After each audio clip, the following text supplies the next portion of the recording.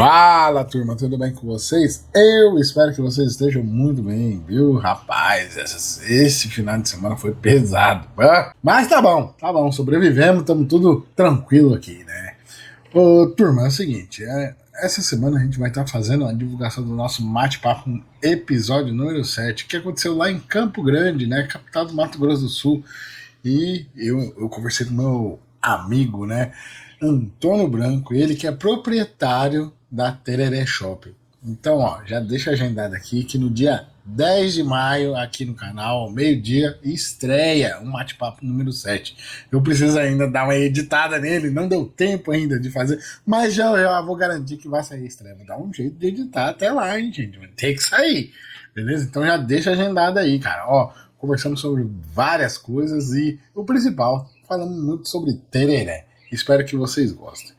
E, por falar nisso, né, já que a gente tá fazendo essa divulgação, eu peguei essa erva dele aqui, ó. O Antônio afirmou que essa daqui é o carro-chefe da Tereré Shop, né? Que é uma pura folha versátil, do jeito que nós gostamos, né? Aquela pura folha verdinha, que você pode consumir tanto como quente, gelado, quiser fazer suco, quiser fazer, não interessa. Você pode consumir ela do jeito que você quiser. Eu abri agora há pouco aqui o pacote, porque não vou abrir no vídeo, porque faz um barulho danado, depois eu tenho que editar, dá um trabalho. Mas aqui, ó, já abri. Pelo que eu tô olhando aqui, é realmente uma pura folha. Ela tem uma granulação de uma padrão PU, né, que é a padrão Uruguai, porém ela é uma verde, bem verdinha mesmo, bem verdinha. Talvez no vídeo não dê pra aparecer o quanto verdinha que ela é. Cara, eu vou falar pra vocês assim, tá, é uma pura folha. Eu diria que, como aqui não tem anotado, né, seria até interessante ter, cara, eu colocaria ela em torno aí de, acima de 90% folha, com certeza, 95%, ela é isso aqui, tem uma granulação, como eu disse, né, padrão PU, que deve variar entre 6 e 8 aqui, a granulação é pequena, né, moída pequena, né, porque é para dar ênfase à folha, né. Olha aqui, quando vocês, não sei se vocês conseguem ver a cara dela aí, é isso aqui. Bom, nós vamos testar ela do jeito, eu fiz aqui, ó, preparei um mate quente com ela.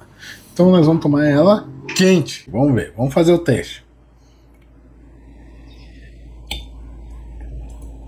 Ela entregou tudo que tinha que entregar de uma vez só, né? No formato quente, né?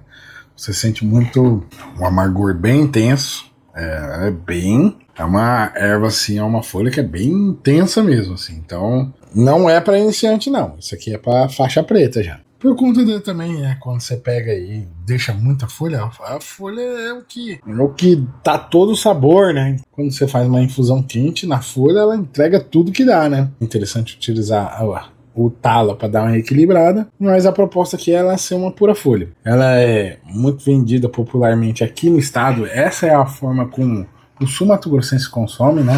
Pura folha mesmo. E verdinha, e geralmente a infusão é gelada. Aqui eu fiz ela na infusão quente. Bom, então, eu tava pensando num lance aqui, até queria. Se você clicou aqui nesse vídeo, provavelmente por conta da legenda, né? Por conta da thumbnail, é exatamente aí que a gente vai conversar. Nós vamos falar um pouco sobre o ego. Pois é, e o quanto que foi importante eu descobrir esse lance e literalmente controlar o ego com consciência, assim, sabe? Com atitude. E eu trago aqui hoje um pensamento baseado. Aqui a gente pode usar como um guia nosso, né? Um livro que é interessante. O nome do livro é O Ego é o Seu Inimigo, do autor Ryan Holiday. E aqui, ó, o livro ele trata diferentemente do que a gente pensa, né, quando a gente fala a palavra ego. Ego, ele não tem nada a ver com arrogância, né? Não é você ser arrogante, né? Não, a arrogância, na verdade, é um sintoma do ego. O ego, ele está relacionado ao medo. Isso mesmo, ele é uma visão deturpada sobre o que nós temos sobre nós mesmos, né? Uma visão inflada, né? Pô, mas uma visão diferente do que é? Sim, é. Mas a origem dessa visão é o medo. É o medo, realmente é o medo. Quando você busca lá atrás, é o medo. Então, o ego igual a medo. Uma coisa que é interessante aqui que esse livro trabalha, né?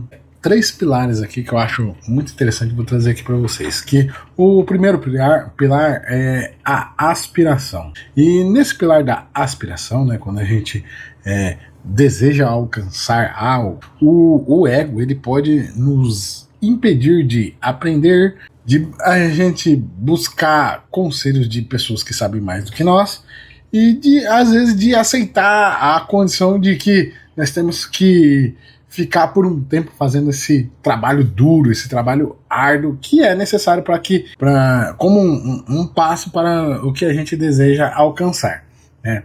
O interessante é que o autor defende que um antídoto a esse tipo de sentimento é você trabalhar a sua humildade e manter o foco, né, e a disciplina, né? Ou seja, além de se focar no que você quer, você manter a disciplina de estar desenvolvendo o conhecimento necessário para que você atinja o objetivo, sempre buscando conhecer mais, né? Você não se fechar a não obter mais conhecimento, né? Um segundo ponto que ele coloca em sequência, né? A primeira é a aspiração, o próximo seria o sucesso. No degrau do sucesso, o autor traz assim, uma situação de quando nós alcançamos um certo reconhecimento, né? E com isso o ego pode nos sabotar, né? Nos tornando arrogantes. É nesse ponto que eu digo, né, que a arrogância é um sintoma do ego e não a ego necessariamente. E aí, nesse ponto, o autor ele traz uma ideia interessante que é sobre a importância de a gente se manter centrado, né? Colocar os pés no chão mesmo, e continuar se desenvolvendo, né?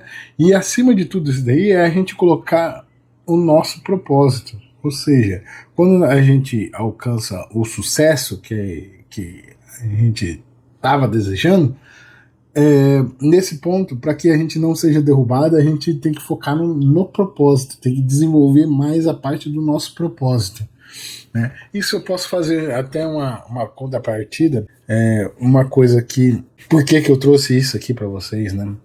Porque eu percebi que é impossível você desenvolver coisas muito legais, coisas assim extraordinárias, se você não matar o seu ego, ou no mínimo controlar seu ego. Então eu vejo muito o que eu tenho feito, né, que é tentar conversar com pessoas que saibam muito mais do que eu, né? E aí eu tomo uma postura de aluno, né, de explorador, no sentido de estou explorando um mundo novo e estou em busca de conhecimento, e vou atrás dessas pessoas que eu acredito que saibam mais do que eu e converso com elas. Tem dado muito resultado. Mas, meu Deus do céu, aí ó, a gente já tá no bate-papo número 7 acontecendo. E cada pessoa que eu converso, né, cada passo que eu dou, né, rumo à minha jornada pessoal de sair do entusiasta ao especialista em erva mate, quando eu me coloco em uma posição de quero conhecer, cara, as portas se abrem. E as pessoas entendem isso, fica fácil entender isso. Imagina se eu chegasse eu quisesse fazer isso daí, mas só que partindo do ponto de achando que eu sei tudo.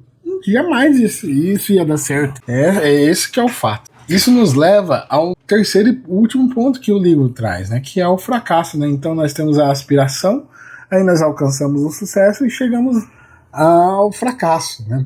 E quando nós enfrentamos as quedas, né, o ego pode transformar o nosso fracasso em desespero, né, ou até vitimismo. A solução para esse ponto aqui, que é proposta pelo autor do livro, a gente desenvolve a resiliência, né, o desapego e a capacidade de aprender com os erros, sem deixar que eles definam o que nós somos. Bom, talvez agora, né, o ponto principal desse vídeo seria isso aqui, né, que eu cheguei à conclusão realmente que se você quer desenvolver coisas legais, né? Igual, quer desenvolver um conteúdo legal, que bacana para outra pessoa que está do outro lado, você precisa matar seu ego. Porque o ego, ele vai te gerar um medo.